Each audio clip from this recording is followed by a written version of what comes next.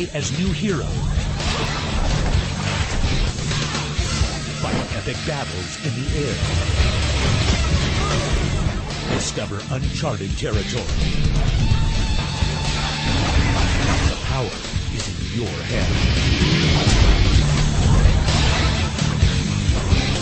Avatar: The Burning Earth, the video game.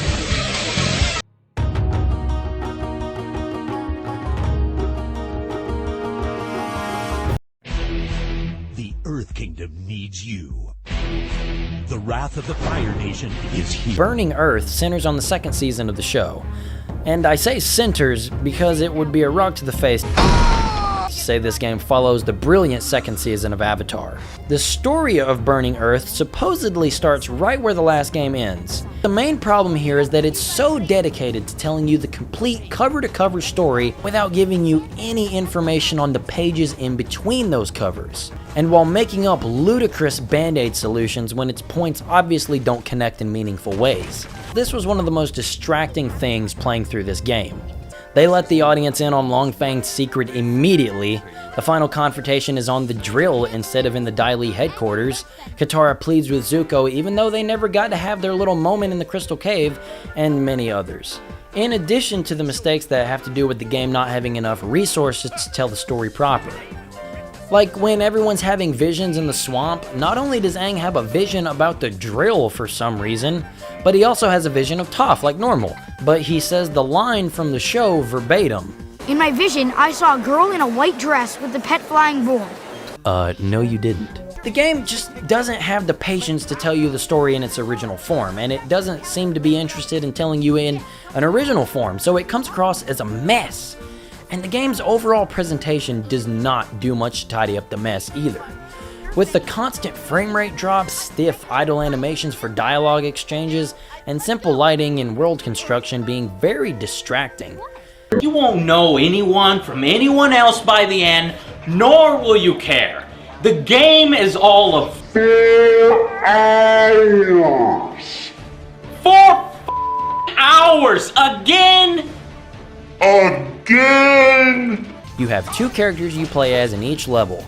Everyone has a basic combo that can be broken up with different effects by splicing in the B button into presses. Once you fought the first fight, you fought the last fight, because nothing ever changes.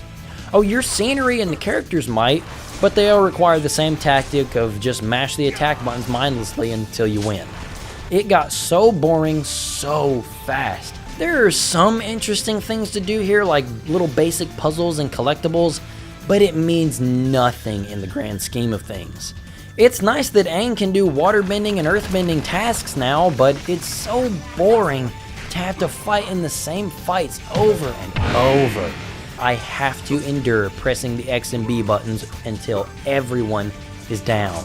And with the bosses, it's so much worse.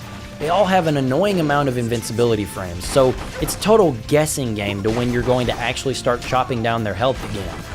That, and when you see the same exact ending QTE cutscene for every fight, it all leads to them feeling very samey, and yes, very boring. Aang gets his little whirlwind, and Sokka gets this buff move, but it sucks. And everyone else kinda just gets an AoE attack that does a lot of damage. Even Momo is a playable character here, and it was one of my favorite things about the game.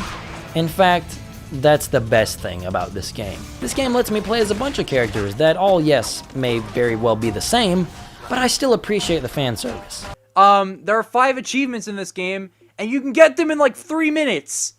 150G for getting 10 hits in a combo.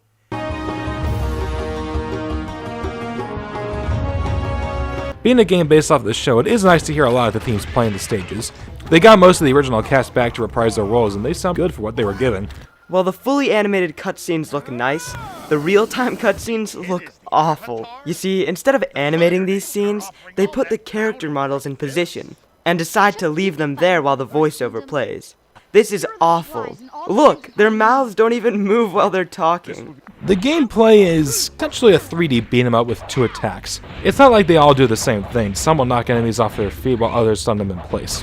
Sadly, that's as complex as the moveset gets. Granted, you can use a different combination by hitting the buttons in a certain order, but they never seem to work. You will almost always do the 3-hit combo because of the input delay on the attack. Even if it was a bug-riddled, boring game, I think a pair of siblings would actually be able to find some serious enjoyment out of this one. There's even a versus mode where people can duke it out to find out who's better between, dream matchups like Momo versus Zuko.